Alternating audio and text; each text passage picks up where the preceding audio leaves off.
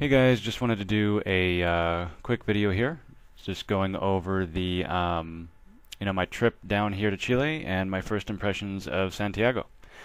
So as you can see, I'm kicking it off with just a little bit of TSA video, just to remind myself of why one of the many reasons I decided to leave the United States, this police state culture and such. I am happy to report that the TSA shoulder syndrome opt-out strategy that I mentioned before worked like a charm again.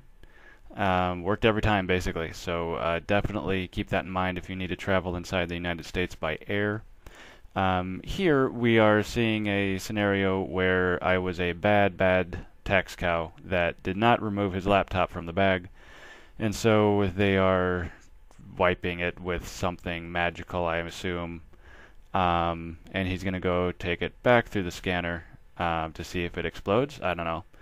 And it's funny. It's like I didn't take it out at all in any of the trips across the Midwest. None of the flights to get to Chile. But this is the one where they decided to do it.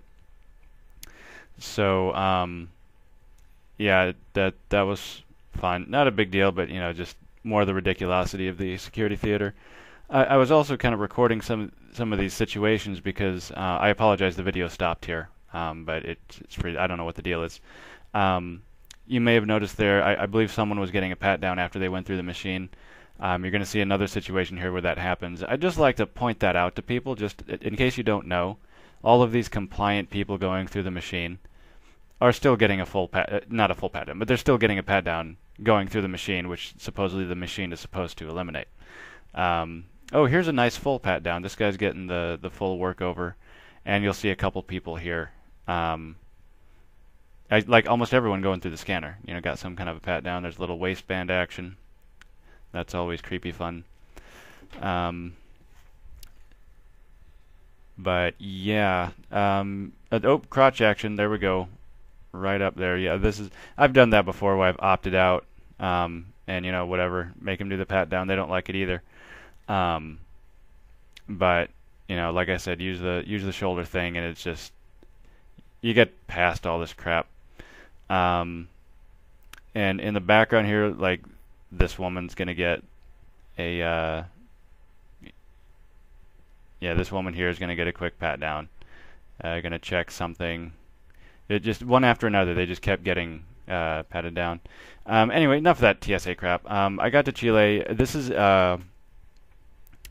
first day we went to a park, and these guys had one of those slacker lines that you put between two trees. It's like a cargo strap looking thing, but you put it between two trees, and usually people tight rope on it. I hadn't really seen this before. This was pretty cool, people jumping around. So I think these guys were actually, I'm guessing they're like sponsored by Slacker or on some kind of an actual competitive team, but it was pretty fun. So you enjoy that while I go over my first impressions of Chile here real quick. Number one, coming out of the airport, it was a fair amount of graffiti, a lot of graffiti. It was pretty noticeable. I mean, you'll see that in LA, you'll see that in big cities, but you'll notice it. The graffiti doesn't like do anything to you. It doesn't, not going to get you, but it's just something that's noticeable. Let's see. Things about Chile that I didn't know about that might surprise you. They all have washers. They all have clothes washers, but they simply don't believe in clothes dryers. I don't know if it's an economic thing or a cultural thing, but in any case, you wash your clothes, but you hang them up on like a rack and they dry out. So it is what it is. And then the other thing is air conditioners in residences, in residential buildings, just really don't exist. Like they just don't have it. I would guess that is more likely an economic thing. Just your typical Chilean in their residence probably can't afford it. So there's that. And it doesn't get too terribly hot. Like it's, it'll get up to about 90. But usually, like the building I'm in, you leave a little air circulation, and it doesn't get too bad. Again, we got a freezing video. I apologize, but in any case, yeah, it doesn't get too terribly bad. I wouldn't mind having those amenities. I might actually look around at some other apartments that might have those. They're kind of rare, but I think I've seen one or two that even on like Airbnb that have those amenities. But anywho, oh, here's some of that graffiti that I had mentioned before. So as you can see, at least their heart's in the right place.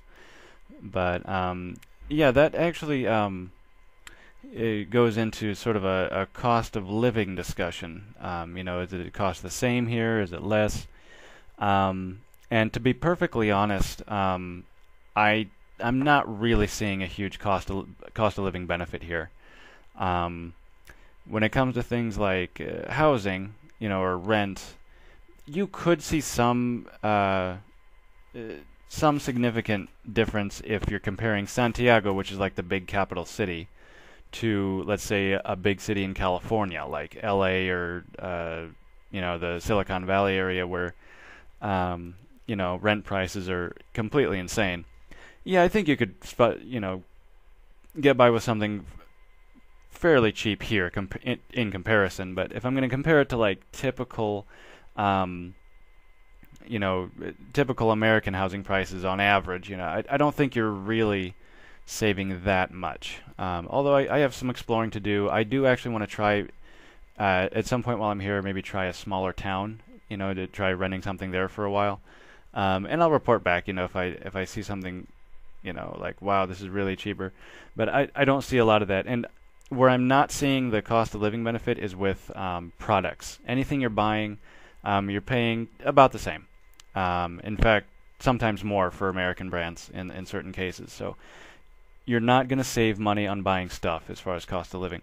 Where I could see a cost of living benefit is with services like haircuts. Services and labor, you could probably make your dollar stretch a lot farther, or your peso, depending on what you're using. Let's see here, and then I think I'll wrap it up with phone service. One thing I did want to do before I got here was unlock my phone. I did pay for a code with a company to get it unlocked. I didn't quite get it unlocked before I left, but once I was here, I was still able to do it through one of the several methods you can use. I used a company called like sellunlocker.net. Did a fine job. It did the thing, did what it was supposed to do, and it was like $8 or something. So unlocking your cell phone isn't really a big deal. Just get it done. If you're gonna travel abroad, just get it done before you go. It's not going to cost you that much. And then what I'm doing now is just doing.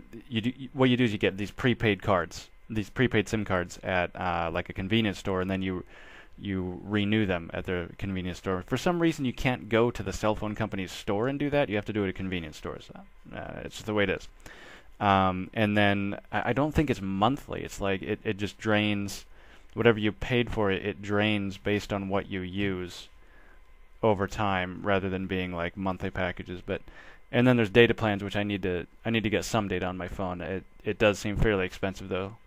But I would recommend, like, if you're going to do something like this, try and get something done with your phone earlier on, because it took me like a week before I even got any cell phone service, and I don't recommend it. Try and get some kind of cell phone service on your phone early on, because there's just a lot of even if you just have one or two people you might know or have contact with around here, you need that lifeline, or it's really going to help, to have some sort of lifeline to anyone that you might know. But anyway, I'm just going to wrap it up there. There's just some quick first impressions. If you guys want to know anything else specific, let me know. But I'm going to wrap that up for now, and I'll see if I can come up with something maybe a little more exciting for next week. Who knows?